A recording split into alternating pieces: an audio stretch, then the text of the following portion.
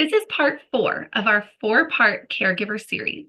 You can find the links to all 4 parts in the description below. This is caregiving in the future, as well as common questions and answers.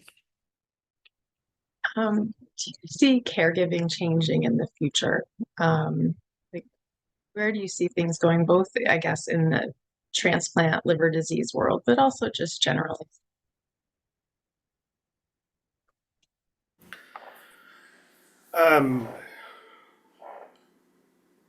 I think that support and caregiving is going to look way different in the future.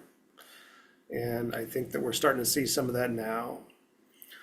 So overall, the population is aging. Overall, people are choosing to not have children more often than before. And so there's less family to select from. I think that families are more tempted to move away from each other because of things like social media. It's easy to stay connected. And so families are more spread out. So as time goes on, I think that support is tougher and tougher to sort of drum up. And what I ask patients is, I want a main support person, I want a captain of the team, and then give me 3 alternates. For some people, it's really difficult to come up with 3 alternates. My son lives in Washington State. I can't ask him to come here. Or I have a brother who would want to help, but he's in the Marine Corps. He gets deployed all the time. Okay. And so I think that those barriers are going to get worse in the future, or more complicated in the future. So, I went to a talk or a conference talking about caregiving in the future, and there's talk of doing things like transplant communities, where you have a house where everybody in the house is a transplant recipient, and you can kind of care for each other if you don't have much family. Japan is starting to use robots for caregiving for things like emotional support. Robots that can read your face and reflect on that, and that can call 911 in an emergency. They got a handful of things out there now to do at-home testing for immunosuppressant levels that will email your doctor right away and can provide that sort of care. And something as similar, a good example is like the iWatch has a feature on it that if you fall down, it'll call somebody. That's a different aspect of caregiving where you don't have to be there all the time. So I think that in the future, we're going to have to rethink what caregiving means in the world of transplant and outside of that as well, on how we can help our loved ones be as independent as they can be, with limited resources or different resources. So, does that make sense? I explained that okay? I worry about caregiving in the future. I really do. And yeah, it's kind of exciting to think about other tools that may be coming down the pipeline that may take some of the physical burden off of caregivers, right? Like if they don't need to be there 24/7, and there's other tools that can help support and alert, right? Kind of. I think a big barrier that we see is the financial burden. I want to take time away from my job so I can help my dad.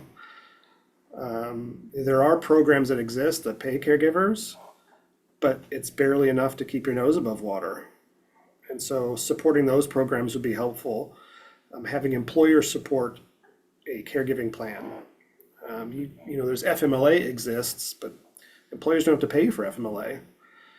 So coming up with a family care plan where you can still get income and care for your family, where your employer becomes more of a community member, and helps out. And so I think that financial burden really weighs on people. I can't care for my loved one forever because I can't afford it. So I think that's also something that needs to be addressed.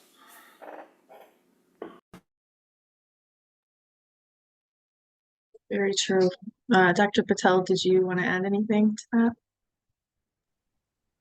I think Josh, kind of hit the nail on the head. I think the only thing that I would reiterate is that, we talk a lot about family, and I'm very careful about the words that I use because family can be anyone. It could be chosen. It could be through marriage or through, familial birth or, anything like that. So thinking a little bit outside of the box of, right, what Josh had said, is my employer somebody that I do trust to help me with some of this, or do I look to them for financial assistance, right? That might be kind of not directly related to the transplant, but it is a domino effect down the line, right? So broadening that idea of what is support. Support could be looking a little different and look a little different from different people. I think it's a really good point, and you both talked about that, right? That the traditional caregiving model may look different, and how do we kind of help patients when they're saying, "Oh, I don't have 2 people or 3 people," be like, "Oh, but what about, you know, you said faith is really important to you, or you're in this book club every week, or right, like how do you share that information and let people know that there's a need there that they can help with, right? Because we keep talking about people want to help, but just often don't know how." For the recipient, and maybe in some ways the caregiver, there's this pervasive belief that I don't want to be a burden on my family. I don't want to ask my children for help because they shouldn't have to care for me. And I work hard to reframe that in the idea of they want to care for you. This is a time when you need to ask for help. And there are people that we work with who genuinely have nobody, and that's tough. That's a barrier. And so I tell them, I start knocking on doors.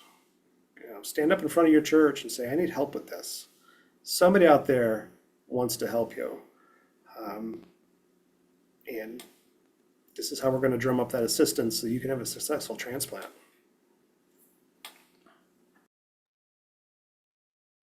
Thank you so much for all this information. I feel like Josh just led a perfect segue to some of the questions that often come up with caregivers. I think for some patients, right, secrets can be a way of coping with chronic illness, right? Whether there's shame or, right, self-blame, shame that comes into liver disease. And it can be so isolating, right, for both the patients as well as the caregivers, because I hear so many times, well, I've told my partner, my sister, my whoever, not to tell anybody. How do you recommend that caregivers manage these restrictions that may be put on them by the people they're caring for? So I have a model that I use that I talk about with communication. I talk about this, and so it's a bullseye model. So if you can imagine a bullseye, and this is what I talk about with, our really recently transplanted patients, but also their loved ones, is when you are transplanted, you are the center of that bullseye, right? Everybody's around you, everybody is in the know, everybody is just right in the center. But as things change, or if they change, the center of that bullseye kind of moves around, right? And so what I usually tell people is think about where you are on that bullseye and think about who each of those levels represent going out, right? So maybe if you are in the center of the bullseye, not the patient, right? The caregiver's in the center of this bullseye. Who is my immediate circle? Who would I feel comfortable talking to? Maybe that is the medical team. Maybe that's, my cousin that I'm super, super close with and I share everything with. Outside of that circle, who do I think of? Is that my neighbor? Is that, Susie down the street that we go on walks once a week together? We kind of know each other, but we don't really talk about more deep level things. So what I usually tell people is think about people in levels. Sometimes that can be helpful to kind of categorize who feels like a good person that I can lean on and ask for help from, and who might be a little further out. And you also might find that sometimes you might want the company of the further out person because they actually know the least about the situation. Maybe they're on that outer ring. That's, somebody, I'm going with the book club example, that's somebody in your book club. And you reach out and say, hey, I just want to talk about the book, right? We don't have to talk about anything else. So going back to my example of looking at the different levels of people that are around you, and everybody has a little bit of a different level. Look at who those people are. Start identifying some of those people, even if you don't necessarily feel like you need help right now. If I'm running late from work, can I call Susie down the street? Does she know enough about the situation? Do I feel comfortable asking her? If I'm running late, can I ask, friend from book club? Probably not. Okay, so I need to rethink that plan.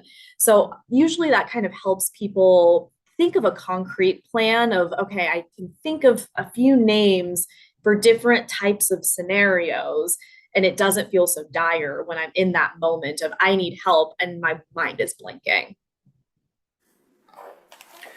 Yeah, and with Dr. Patel's bullseye example, I'm thinking of a particular client who got transplanted just before she went off to college. And so, hanging out with a new group of people, and I said, when you start sharing that you've had a liver transplant, what do you think the automatic assumption is going to be for people who don't know better? And the assumption is, well, you drank too much. And that's the reason why liver transplant is inherently lonely, because it's hard to share because people have those assumptions. And so, using that bullseye model, coming up with a canned speech. So for my close friends, hey, look, here's what I had, here's what's going on. They can have that information. For new acquaintances who, hey, I heard you had some kind of major surgery, come up with the information you want them to have and have a canned speech prepared, and do that. And you go to the outside circle and they don't have to know anything. That's not their business.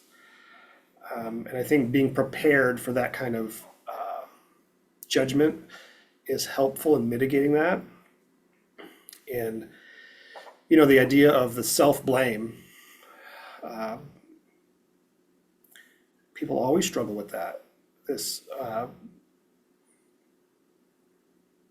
I did this to myself, or in a caregiver sense, I enabled this person to do this to themselves.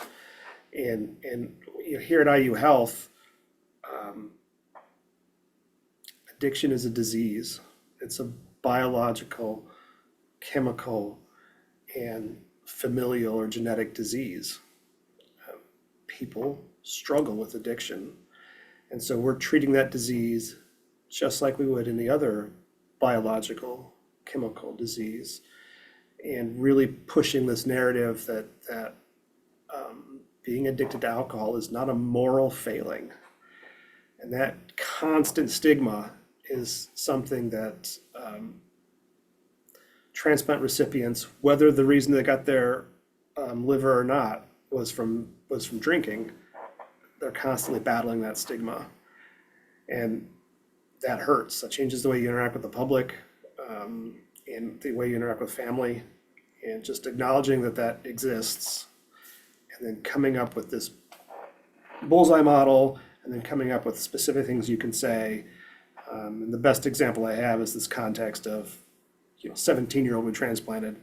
At 18, she's going to college, meeting new people, and her naivete, she might start shouting, "Hey, I've had a liver transplant," without thinking people might not treat that fairly.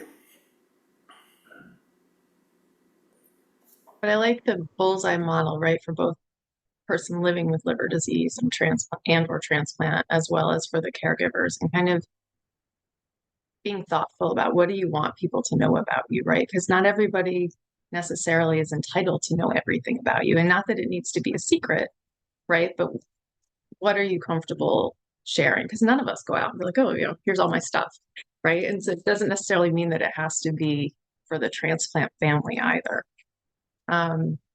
We have some, a few more questions, and I think that this is often, you brought up addiction, and sometimes that there are, right, family systems that work around managing any illness, but also addiction. And sometimes, right, the transplant doesn't just cure all of the conflict that may exist in the family, right? And so we often hear from caregivers, my patient's not doing what I want him to do. I'm trying to take care of them, they're not letting me.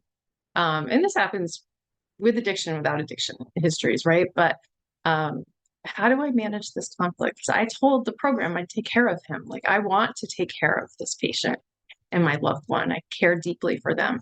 But how do I navigate this? Right? Because it's not always easy, right, to be a caregiver for a multitude of reasons. Well, I think kind of going off that bullseye model too, I also tell caregivers, patients themselves, anybody who I'm really talking to, is that can change at any given time, right? So today, my family members listening to me and I feel very empowered and I feel like I'm doing a great job. We're doing everything we need to do. Tomorrow we're having a bad day. My loved one doesn't feel good. I don't feel good. We missed a dose of medication, or we got some lab values that we weren't really anticipating. It could be anything, right? Like that's what life is. It's unpredictable.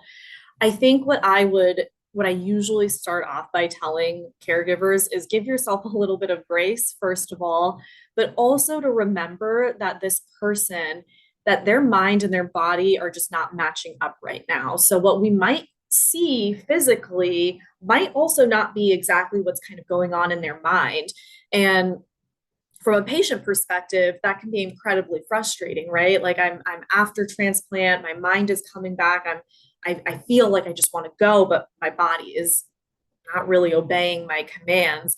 This might feel like an extension of that, right? So what I sometimes tell caregivers is if you are coming up against a little bit of like pushback or a little bit of like, oh, I don't want to do what you're asking me to do, I usually tell them if they need to take a break or walk away, walk away. If it's a tense situation, do what you need to do for both people in the situation to calm down, but then come back at it with a little bit of curiosity. Like, okay, let's talk about this scenario, right? So one example that I use a lot is I had an older gentleman who really just wanted to put his socks on. He had trouble, of course, with the stitches and such, like bending over, and he was like working so hard. His wife would just come and put his socks on, and he would get so angry and be like, I can do this. And that would just erupt into this massive argument.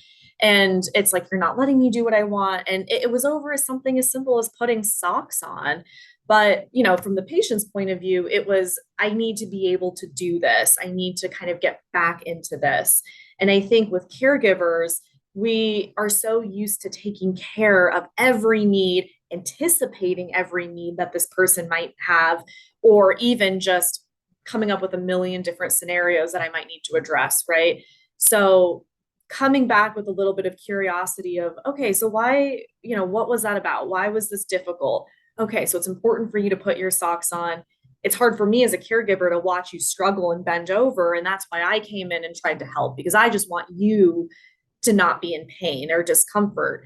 And from the other side being like, well, I think I just need to be a little bit more independent after transplant. So I think, again, in those moments, it's not always easy to have this kind of logical thought process. But what I usually tell people is if you're getting a little bit of pushback, take a break, come back with a little bit of curiosity and be like, what's going on here? What's underneath all of this? Because everybody has the same goal, which is to help the patient, but we might not be communicating or reaching that goal in the same way we think we should. Yeah, when your recipient isn't acting right, if you were to interview 1,000 people and say, if you could have any special ability, what would it be? It would always be make people obey. And you just can't. They're their own person, for good or for bad. Making bad choices is part of that right to self-determination. And, that's easy for me to say as a social worker. I'm happy to educate the patient and say, if you continue this behavior, this is what's going to happen. If you want help, here's how I can help. But it's on you. I think that's harder when you're a caregiver, but it still rings true. It's tough, I think, in the context of addiction and how an addicted brain works, the feedback we get is, of course, I'll never drink again. Of course. And the explanation is always, well, you're very sick right now. And so what happens in 2 years when there's a temptation or a trigger or old friends, old habits, or a new stressor comes?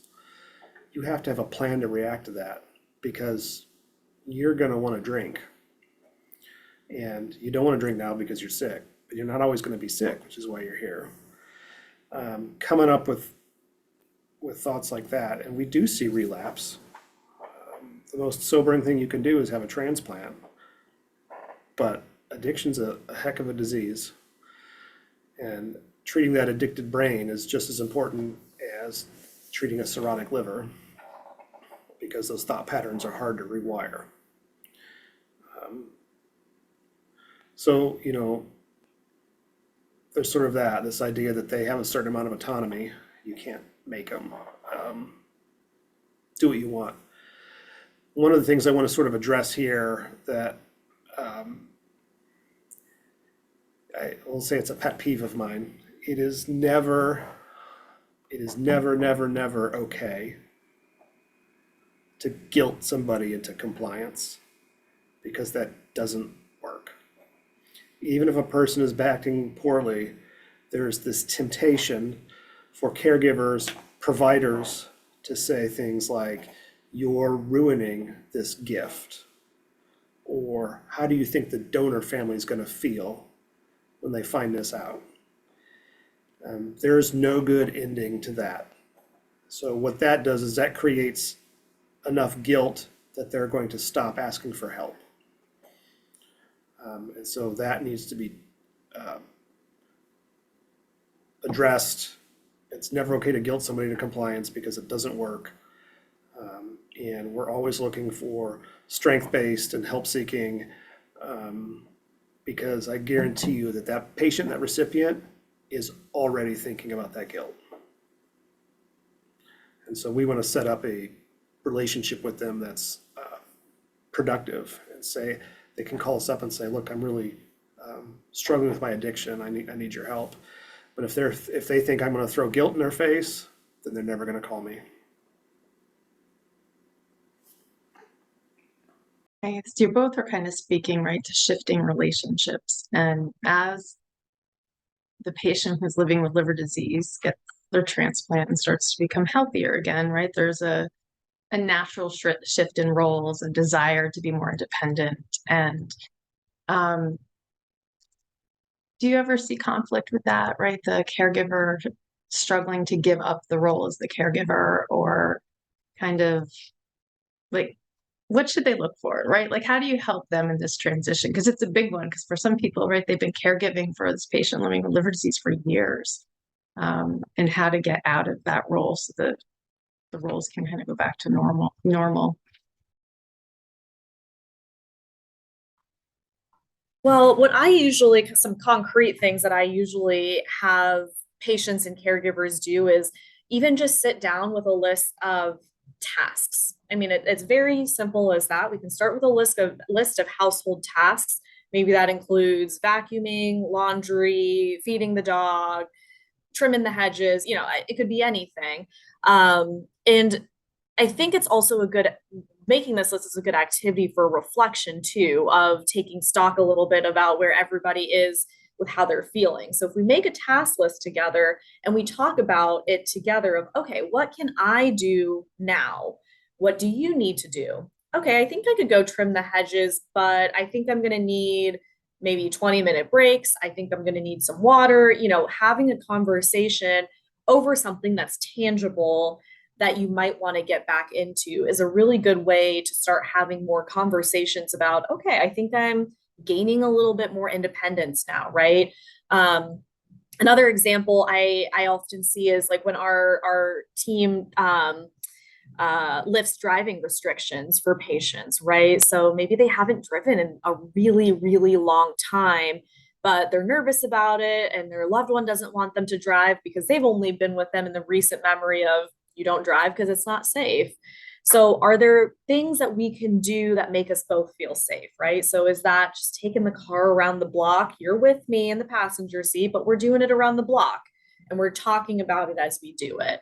We're taking baby steps to kind of get back into life. What I also tell people is, liver disease doesn't happen overnight. And so the recovery doesn't happen overnight. So thinking back on how maybe you slowly started to overtake some of these responsibilities, the same is going to be true on the opposite side. So this is kind of that, right? Like you didn't necessarily sit down and say, wow, you're really not feeling well. I'm going to start doing the laundry now. One day you just started doing it. Now we have to have a very concerted effort of, okay, now you are getting better. Maybe I don't need to do the laundry every single day. Maybe this week you do it and see how that goes. And we'll come back next week and see what we can do better. So also understanding that maybe while transplant can be, right, like we have the height of illness and then we have the recovery coming down, this side of recovery is not going to mirror what our life looked like before transplant, right? So that will warrant a lot of different conversations. Maybe I will never be able to fully trim the hedges as I would have liked to before. So maybe now I have to do it in a modified version. And that's something that is just the new normal now. So that's something that I usually have families or caregiving teams talk about is like, let's make a list and let's kind of go down that list and see what's feasible and not feasible. And let's start from there. Yeah, I agree. I think the key to that is compromise. One of the results of liver failure is fatigue, and in some cases, extreme fatigue. And this is my opinion. My opinion is that is one of the most difficult symptoms to manage. And the reason it's so difficult is because it's very hard to explain it to other people. People will say things like, why can't you just take a nap? Why can't you just drink a cup of coffee? And it doesn't work that way. The way I frame that to families is, that liver's not working correctly. The rest of the organs have to work twice as hard to make up for that. That experience is exhausting all the time. So, for somebody who has a set of tasks or has a certain role in the household and they're so tired they can't complete that, that's already hurts. And so your caregivers, taking up that slack. And what we see sometimes is that the recipient, after transplant, they get the burst of energy, which is deceiving. They don't really know how sick they were, and they want to just jump back into it. And I think that has to be a slow compromise. And when Dr. Patel and I talk to families about transplant's a lifestyle change, we mean it. You have pre-transplant and post-transplant. Post-transplant's going to look different. And I like to always frame it in a positive sense. And, maybe your partner is paying the bills and is better at that, and they really enjoy that role. I'd like to take over paying bills now. And, and reframing and compromising on that list of tasks that Dr. Patel talked about and coming up with something that's agreeable to everybody and so they can feel part of the household again.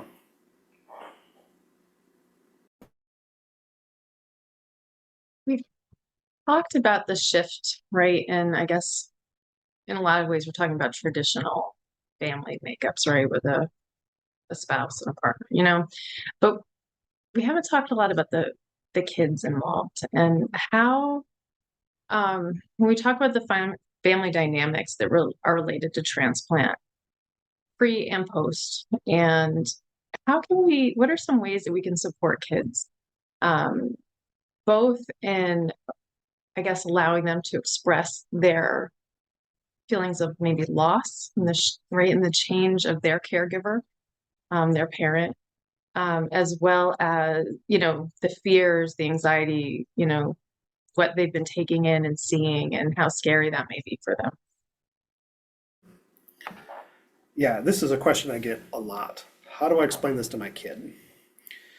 And my advice is always, you know your kid's best. To ignore it is wrong. And just ask them, what do you think transplant is? And you'll have a pretty good sense of what they return with or what that means, and making sure you explain what's going on that's age appropriate. And so we have a set of books that we give out that are for little kids, that help what the transplant process is like, what they can expect, either if they're the recipient or they're with a family that's in the transplant system. And I like to point out, especially with the caregiver, is their kids are smart, right? They're very perceptive, and so making sure that you're taking time to be with your kids in a way that maintains your relationship, and then talking about it. I know it's been hard for me to do some stuff at school with you lately. I'm trying to help out, mom or dad, and really sort of involve them in the process. I think there's a temptation to ignore it and think, they'll bounce back, they'll figure it out. I don't have to explain to them what a transplant is. I don't think that's the right answer. I think communicating with your kids, and I get the feedback a lot. Should I bring my kids to the hospital?